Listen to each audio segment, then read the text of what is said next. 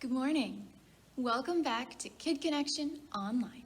This week we've been talking about Paul and a time that he was shipwrecked. Now, I personally don't know what it feels like to be shipwrecked, but before the shipwreck, what do you think might have happened to Paul? He was sailing and, well, why did his ship wreck? Our story about Paul is a true story from the Bible, and in the book of Acts, it tells us that there was a storm. And I'm not just talking about a small storm. Wind picks up for a few minutes, maybe some rain, couple flashes of lightning. No. This storm was huge.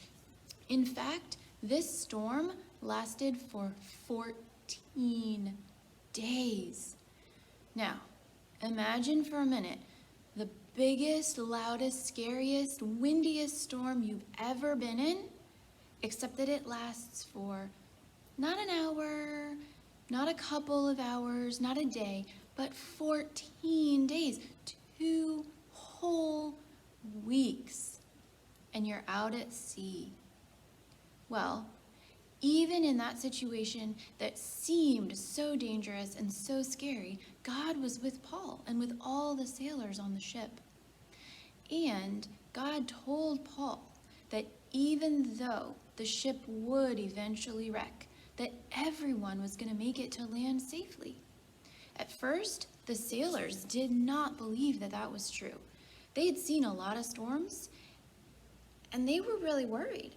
They just didn't think that they could all truly be saved. And yet, God is good and he keeps his promises, and it did work out that way.